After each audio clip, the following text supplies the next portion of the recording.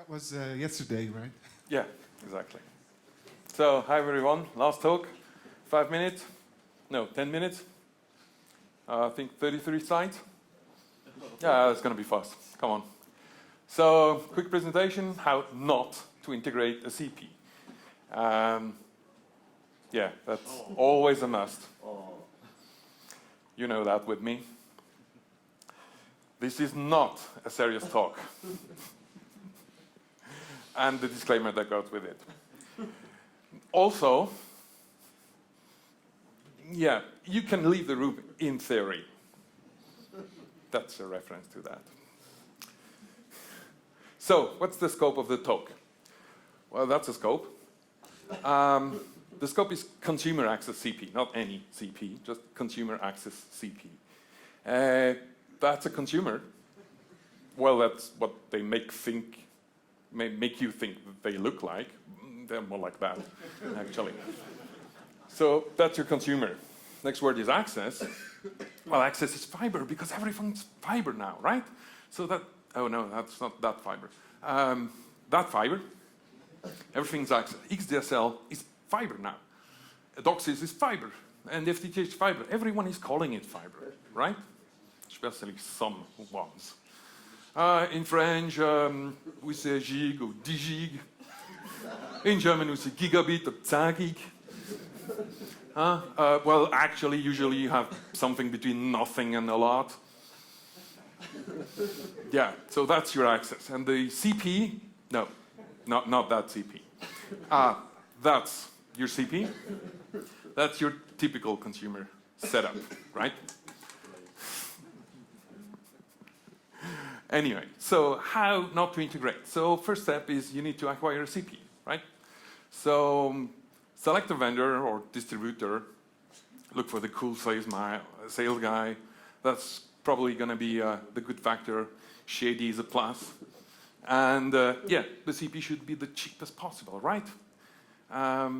Also, it has to have features, right? So I think 200 is good, right? So just choose any CP that has at least 200 features. And testing. Well, testing is important, right? So does it turn on? Does it blink somewhere? That's important. It has to blink. And, well, I mean, most of the people actually use Wi-Fi. Well, in German, WLAN, or in German, Wi-Fi. I've heard that a lot, actually. Typical testing equipment. Cool. Now, you need to integrate that into your network. Now you have your CPE with your 200 and plus features, but that needs to be connected. So you're going to outsource that, right? Because why bother? I mean, it's annoying. The pros, you don't need to care. You don't need to learn anything, right? You just outsource it. And you don't need to support it. That's great. And the cons, well, the slide is too small. There are none. Upgrade. Why would you? Right? I mean, don't upgrade it, just leave them like that. And buy a new CP, you just can rewind the slides and start over. That's easy. You start the process from the front and just buy a new CP. Probably from another vendor or other distributor. And if you're lucky, you get free advertising.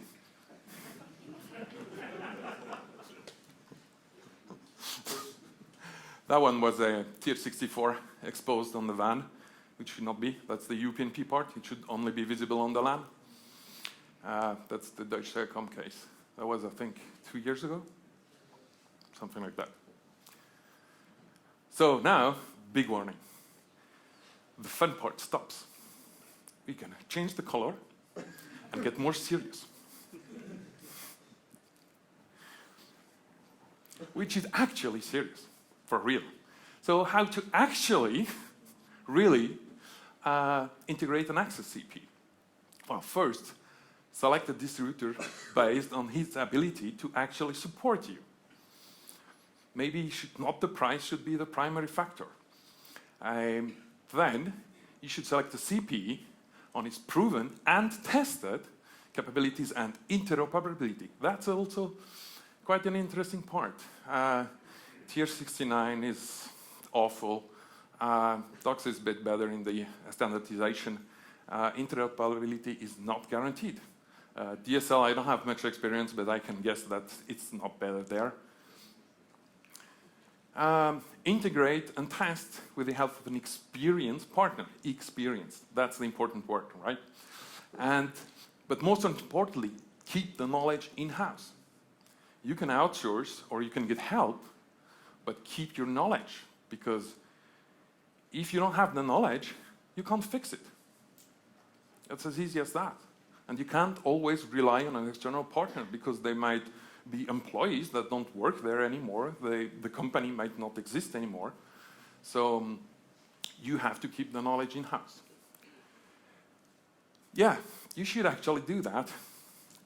Also, one important thing, you should check that the new firmware you install is also capable of upgrading itself or downgrading. Because once you've upgraded to a firmware that cannot upgrade, you're fucked. Or you can just send people out to plug USB sticks to upgrade CPs, if that's even possible. Many CP, that's not possible. And yeah, check your security. Negative and positive testing. Meaning that if you configure your CP to support a certain SNMP community, check that any other community is not working. That's negative testing. People never do that. It's like, do you check your lock at home? Doesn't open with another key? No, you just check it opens with yours. Are you sure it doesn't open with another key? Okay, that's important with CP, because the CPs, they're the access CP. They're having the public IPs. They're the most exposed devices in your network. Well, if you're an access provider, right? So, and if you don't do that correctly, you might end up in the Melanie report, like we did. So we had a CP that had a really interesting SNMP implementation, which accepted our community, but also accepted any community. And that was discovered, ended up on Shodan, and got abused pretty badly. The impact was more like they tried to do an amplification attack, but that failed because they sent so many queries to the device that they basically crashed. It took us a while to find out the origin of the problem, actually. It was a setup box that has also a toxic modem in it. Yeah. And the last one, keep a good and healthy relationship with whoever sold you the CPs, and also whoever helped you integrate the CP, because it's not a one-time thing. It's an ongoing relationship. You're going to get firmware upgrade. You're going to get feature requests. You're going to get many things, and the next generation device. And so it's important to keep that relationship. The whole process is not going to be a 5-minute thing. It's not even going to be a 1-month thing. That's going to be a 6 months, 1 year thing. Don't underestimate that task. And I have a very good partner, Simon. Come here. He's my integration bitch. Actually, he is. So Simon actually has also a job. He's not only doing SwiNOG. And sometimes. and he helps us integrate CPs and do all the annoying testing. Can you imagine? We still have brand new CPs today that, as SSID, only accept 7-bit printable characters. I want emojis as SSID, right? Who doesn't? Anyway, I think that's all. That's it. Yay. Thanks. Thank now you. the video.